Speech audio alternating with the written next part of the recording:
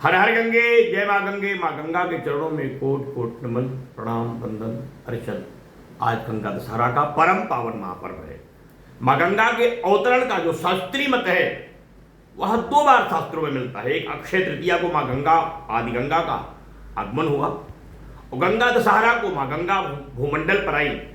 इसको लेकर के तमाम प्रकार के तर्क समाज में सुनने को मिलते हैं।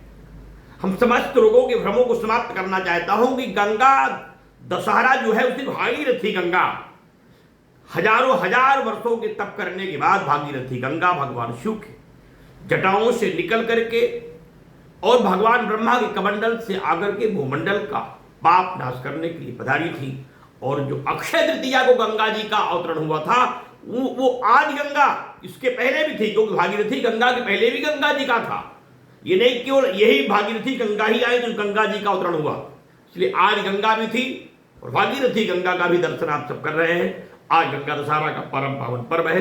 सभी लोगों को माँ गंगा का पूजन करना चाहिए, अर्चन करना चाहिए, उनके श्री चरणों की धूल प्राप्त करनी चाहिए।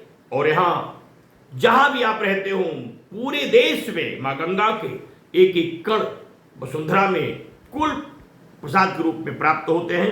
जिस भी गंगा के सन्निकट हो वहां आप जाके स्नान करें। कूप में स्नान कर सकते हैं, तालाब में स्नान कर सकते हैं।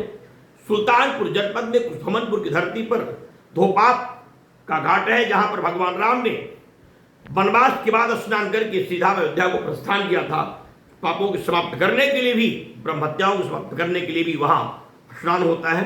हम सभी लोगों को गंगा दशहरा की परम पावन महापर्व पर आपके जीवन की उज्जवल भविष्य की कामना के साथ मां से प्रार्थना करते हैं कि आपको सद्बुद्धि हो, आप चरित्रवान हो, अपने जीवन में उत्तम संकल्प लें और मां गंगा के इस पावन अवतरण के दिवस पर एक संकल्प भी लें कि गंगा पवित्र हो, पावन हो, उसमें मेरा भी जो संकल्प हो वो पूर्ण हो। हम गंगा को प्रदूषित ना करें, जल को प्रदूषित ना करें, देश को बचाएं, राष्ट्र को बचाएं, धर्म को बचाएं।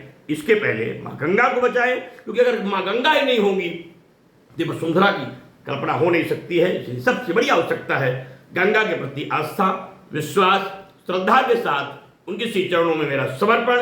और हम सभी लोग संकल्प लें कि आज के दिन से माँ गंगा के घाटों पे कोई गंदगी नहीं करेंगे, साबुन नहीं लगाएंगे, कपड़े नहीं धुलेंगे, उसमें क्रीड़ा नहीं करेंगे, गंगा का अपमान नहीं करेंगे, गंदे नालों का प्रयोग माँ गंगा में नहीं करेंगे। हम संकल्प लें और माँ गंगा को आशीर्वाद प्राप्त करके अपने जीवन को कल्याणकारी पथ पर ले चलने के लिए माँ गंगा से वरदान प्राप्त करें। माँ गंगा के श्री चरणों में कोट कोट नमन।